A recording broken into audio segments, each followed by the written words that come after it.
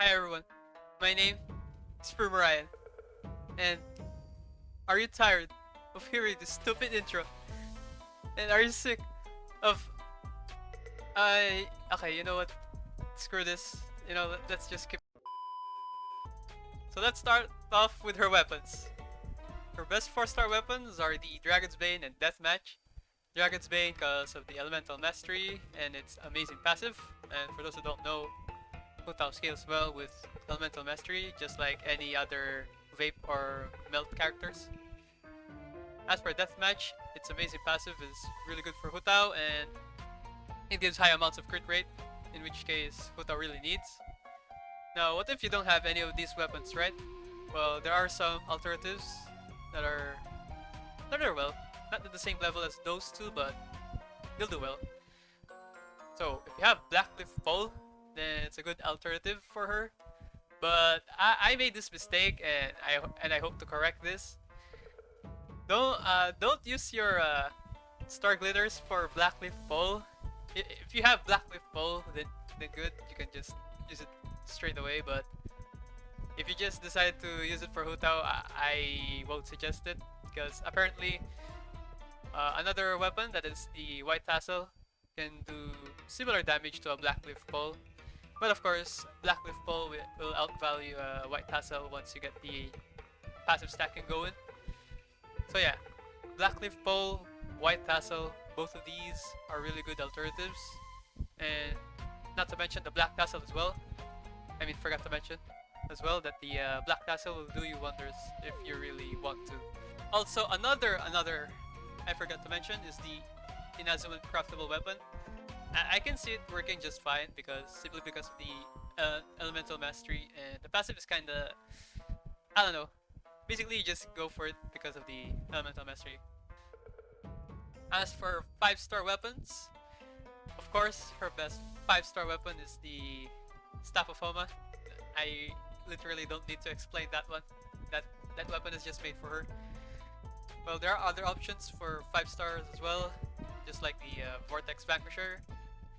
If you like to pair her with the likes of Zhongli or Noelle, or maybe Borderline if you really want to, if you use her with Leona, Vortex Vanquisher can be good. There is also the Jade Spear, but Jade Spear is just a slight upgrade compared to Dragon's Bane or Deathmatch, if you get to manage to stack its passive high enough. So in that regard, it's not even that much of an upgrade, so it's not even worth it, at least for me. Lastly, I can see Skyward Spine working, but it's a bit hard to build around because its substat is energy recharge. So for the TLDR of our 5-star weapons, Homa is the best. The others can be a bit underwhelming, but can shine in the right circumstances. So that's it for her. That's it for her weapon choices. For artifact choices, her best artifact set is the Crimson Witch of Flames. I see a lot of people use the Shiminawa set as well, but I won't recommend it as much since Hu Tao's burst is a good chunk of her damage in AoE. But Shiminawa set is still good on her, and it's resin efficient as well, simply because the emblem set is paired with it in that domain. So the choice is up to you. But just like any other character, Hu Tao can make use of other 2-piece set combinations as well. 2-piece Crimson Witch set and 2-piece Tenacity is pretty good. 2-piece Crimson and 2-piece Wanderers is another one that's really great on her as well. So between 2-piece Tenacity or 2-piece Wanderers, which is better? Well, if you're using Dragon's Bane or the Inazuma Spear, Tenacity is better, just to have that right amount of balance of attack and elemental mastery. If you're using any other pole arm, then generally 2-piece Wanderers is just better. All of these depends on your substats, and just like any other artifact builds, great substats will always beat set bonuses. I mean, bonuses. Sorry. Remember that, Hu Tao Sims. Remember that. As for your main stats, your timepiece would be either HP or Elemental Mastery. Just again, it kinda depends. Go for HP timepiece if you're using Dragon's Bane or the Inazuma Spear. Go for EM if you're using any other pole arm. Goblet would be pyro damage bonus. Lastly, your circlet would be either crit rate or damage, depending on what your crit stats are. Substat Prios would be crit stats first. Then, again, it would be either HP or Elemental Mastery. It depends on what you have. And lastly, attack or energy recharge. Talent Prios, it's up to preference, surprisingly. In my opinion, your elemental skill first, then your normal attack, then lastly your burst. Because if you level up your elemental skill first, everything will hit a lot harder, from your combos or charge attacks, your normal attacks, up to your burst as well. But you can level up your normal attack first, then your elemental skill if you're more solely focused on normal attacking and charge attacking, or simply if you're using the Shiminawa set. Now, we'll get to the, I think, the most important part about Hu Tao is her combos. So, number one would be N1C, and it goes like this.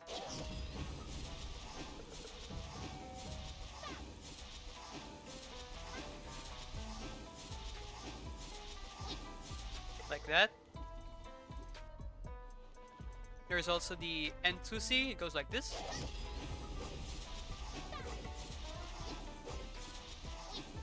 Oh, I screwed that up, but you just do 2 normal attacks and then boom.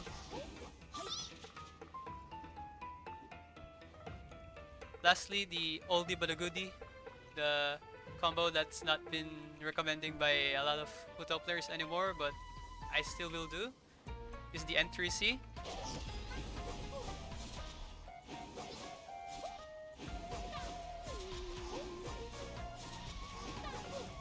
Yeah, it kinda goes like that. Now, all of these have their own strengths and weaknesses. I mean, screw my tongue! Now, normally all of these combos have their own strengths and weaknesses. Yes, weaknesses. Okay, there you go. All of these combos have their own strengths and weaknesses. So, for N1C, it's the combo that has the most DPS output compared to all of those combos that I've mentioned. But of course, it costs stamina the most. As for N2C, it's a bit harder to pull off, but it has the right amount of DPS output and it has the right amount of stamina usage, so it's the most used combo by any other Hu Tao player. As for N3C, I would recommend that for beginners. It gives them the idea of how much left clicks you should do, and it's a lot safer simply because you don't use stamina all that much compared to the other combos. So all these have their own value and all of them can be used in my opinion. Now, as I have shown so as I've shown, the charge attack animation of Hu Tao is a bit long and can be clunky. So what us Hu Tao players would tend to do is that we jump. And there are 2 variations of, at least on me, there are 2 variations of how I do it. First one is where I delay slightly my jump so that I'll be able to hit a lot more enemies. And the other one is doing a full jump, wherein once I know that I'm gonna dash off, I will immediately jump out. So for me, when you delay the jump, it goes like this. Oh, not like that. Yeah, you delay a bit, then you jump. There you go. And it will have more AoE compared to the full jump cancel. As for the full jump cancel, I will be showing a clip right about now.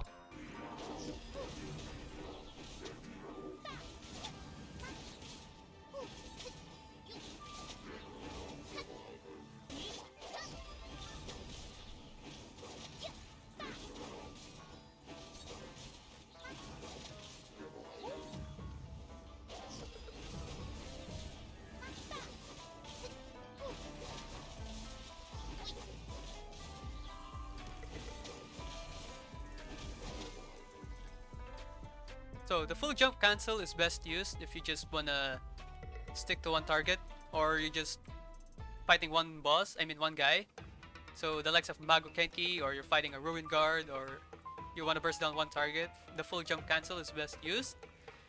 But you want to use the other one if you fighting a lot of mobs, where you just want to delay your jump so that you'll be able to hit a lot more opponents. Another way of canceling Hu Tao's charge attack animation is by dashing, so it goes like this.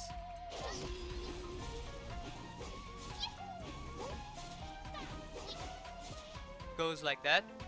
The benefit of dash canceling compared to jump canceling is that it's a lot more fluid, at least in my opinion, and it gives you way more mobility. Since Hu Tao is a really mobile character, and adding a dash cancel would make her way more mobile than more ever. So that's the benefit of dash canceling. But dash cancels use a lot more stamina, way more stamina than simply doing a jump cancel. So it's just best used for emergency scenarios where you really need the mobility, or you sometimes want to reposition. And lastly, you can just don't care if you have C1 Hu Tao, but of course I'm a free-to-play plebe and I don't have C1 Hu Tao. Lastly, this is, I would still consider this part of the combos one. It's still a tips and trick part, but hey, it's a mix of both. On how I managed to consistently vape with my charge attacks, I don't know, this is just how I do it. So I pop right, pop my E, then I'll do left clicks until I know it's the animation. So let's say I do N2. Then once I see the N2 animation, I will immediately charge attack. Like that. I would do clicks until I see the animation. Then boom. That's how I do the charge attack. From the Kexing Mains guide, they stated that you actually do 3 clicks for N2C, but I don't know. It's either I really don't know how to count, or I'm just simply, I don't know. I just do it. That's just how I do it. So again, I do left clicks until I see the animation. Then I hold the charge attack button. Again, like that. Yeah, I don't know. In my method, I still do a lot of vapes with it. It's working me wonders. So I hope I managed to help people who are struggling with the charge attack vapes. So with Hu Tao, if you use a charge attack, then jump with directional buttons, she will actually jump forward. Like that. And with this, you can actually reposition yourself, or just brute force yourself to another target, or just simply move on to another target. So let me do it. You can reposition like that, then jump exactly at this guy, then jump again to that guy, and of course you can't reach this one, but you get my point. You can use it to reposition, or just move on to another target, or just brute force yourself to the target you want to stick to, just like the season mages. Well, actually, specifically the season mages. So if you're targeting the, let's say you're targeting the fly right here, then you can just jump back to the season mage, then attempt to attack her. I don't know what I would call this one, but let's just call it the bunny hopping or something. Yeah. So that's another cool trick with Hu Tao. Another cool trick with Hu Tao, if you tend to pair her with Chong Yun, you can actually melt her first N1C. So how do you do it? Wait. Let me do it! I got this from Ken Rurouni, by the way, go check him out. He's my idol. So you pop the field, then with Hu Tao, you swap to Hu Tao, you do one normal attack, then you pop your elemental skill, then boom. Your first charge attack would melt. But of course, the problem is it will only melt the first charge attack, so there's that. But there are scenarios where you can use it if you want to flex your Sing Show to another team. So again, I would attempt to demonstrate it. Fly Cryo, do one normal attack, then pop your elemental skill, then boom, it would melt. With Hu Tao, if you used her elemental skill twice, you would actually be at the 50% health range.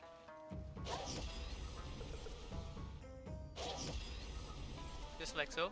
I'm already at the 50% health mark. And with Hu Tao, you don't actually have to be, you don't have to make your health as low as possible. That's only viable if you, I mean, you only do that if you have Staff of Homa. But if you don't have Staff of Homa, being at the 50% range is more than enough. Then you can just set up your health bar again to 50. Then you can decide when to use your burst or just keep setting setting up your health bar. Another cool tip that I would give to new and old Hu Tao players is that always look at your elemental skill cooldown. It gives you information on how long your attack buff lasts. And since Hu Tao elemental skill attack buff lasts for 9 seconds and it has a cooldown of 16 seconds, it will end once you see the 7-second CD mark on your elemental skill. And to add another tip with this is that don't immediately use your burst. Save it at the last second. Ideally, you want to use it at the 8 to 7.5 seconds mark at your elemental skill. But if you're a god, you can use it your elemental burst at exactly the 7-second mark of your elemental skill. Because with this, your charge attacks will have the extra 33% fire damage buff, and most of all, your elemental skill duration won't be wasted as much. Another one is that you don't always need to jump cancel. Because with jump cancelling, your AoE would be a lot much shorter. So what you can do is just go for a full charge attack animation. And also you can actually gap close with your charge attack. So use these well and your life in Abyss will be a lot more easy. So let's get right into the team comps. So the first team comp looks like this. That's more than enough. Okay, for Hu Tao's first team comp is what we call the double Geo team, wherein you still have Hu Tao and Xingqiu. You majority of the time, like 99.9% of the time, you don't remove your Xingqiu with Hu Tao. So your core would look like this, and then you put in Ningguang and Zhongli. You'll have the shield, the rest shred from Zhongli, and then you'll have the double Geo resonance, which is really good. I think this is one of Hu Tao's most used comp, simply because you have the right amount of safety, and you'll be still be able to dish a lot of damage. But of course, there's another upgrade to Ningguang, which is Albedo, but I don't have him. So Ningguang it is. This is another team comp that was used in the early days. The Freeze Vape Melt team comp, wherein you have the ability to freeze and then melt with Hu Tao at the same time. But the problem is, you won't be able to consistently melt with this because of how the ICD works and just the timing. It's harder to pull off, so that's why it kind of fell off. But as you all know, I'm still using this team comp. I like the ability to freeze while being able to still melt the opponents. And if you're using Dragon's Bane, then yeah, your Dragon's Bane passive won't be active all the time.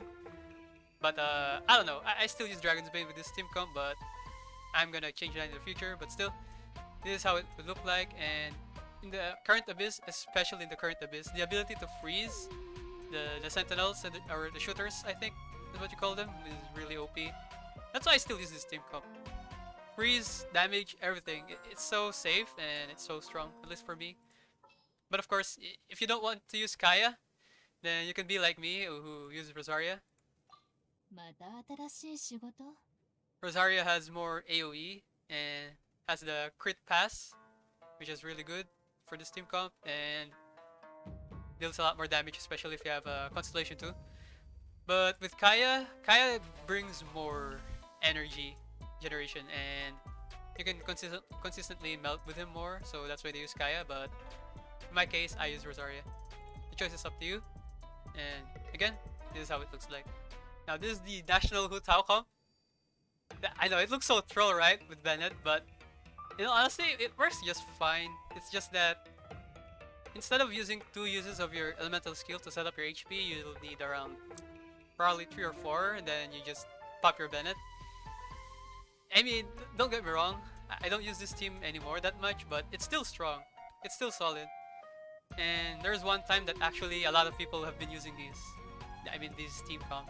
And back in the day, I'm the only degenerate who actually used this, and suddenly it kind of popped out of nowhere and then fell off immediately. But I really don't need to explain that much. It functions to just like any other national team. So it functions similarly to how you want to use your Nilok national team. So there's that.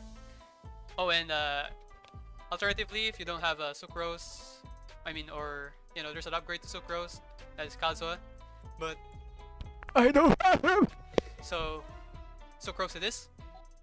Now this is the rising Hu Tao comp, which actually surprised me. Instead of Bennett, you just add Amber, and with this, what makes it so strong is that you can both swirl Pyro and Hydro with Sucrose. And Sucrose has the Thrilling Tales book as well, so you pop Sync Show's abilities, then you swap to Amber, then you Sucrose, then swap back to Hu Tao. You'll be able to both swirl Pyro and Hydro.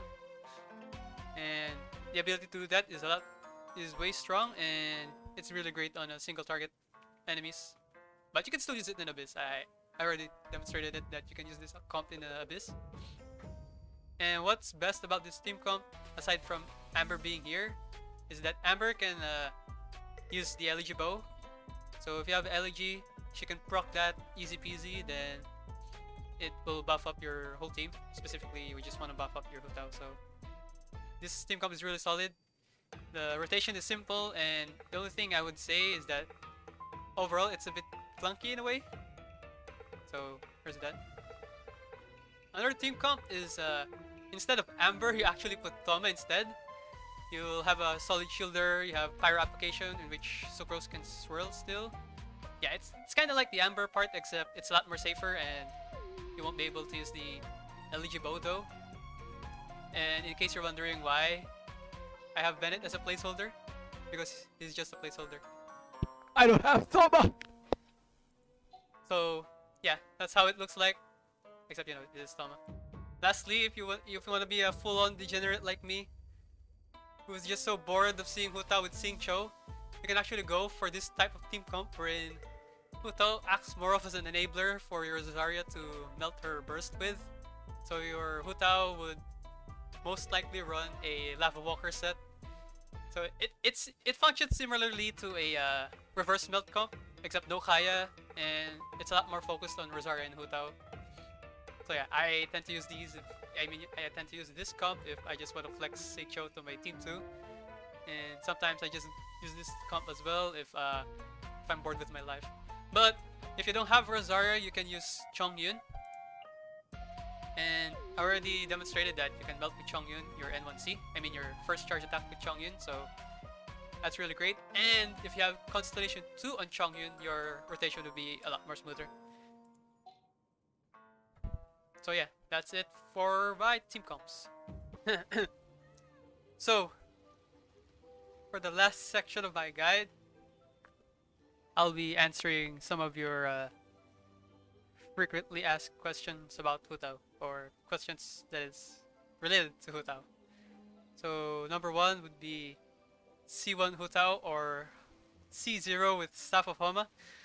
And I'm gonna stick with my answer and say I prefer a C0 Hu Tao with the Staff of Homa. But this kind of depends on how willing you are to roll for Homa or how many wishes you have. I know that C1 Hu Tao has a lot more DPS output and, in a sense, a lot more easy to use. But I like the ability to, let my other characters use a powerful weapon. That in that sense, it has more Primogem values if you manage to get it.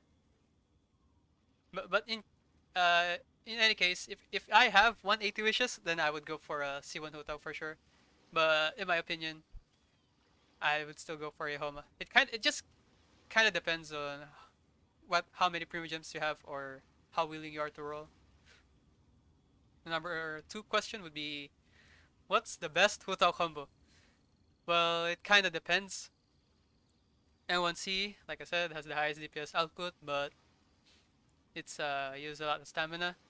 N2C, in which case, is the combo that I mostly use. It is harder to pull off, but has a lot more. It has the right amount of balance of DPS output and stamina usage. It at the end of the day, it kind of depends. If you want to burst down one target, then N1C is the best. Then in any other scenario, then I would say N2C. Question number 3. What weapon alternatives for Dragon's Vein or Deathmatch?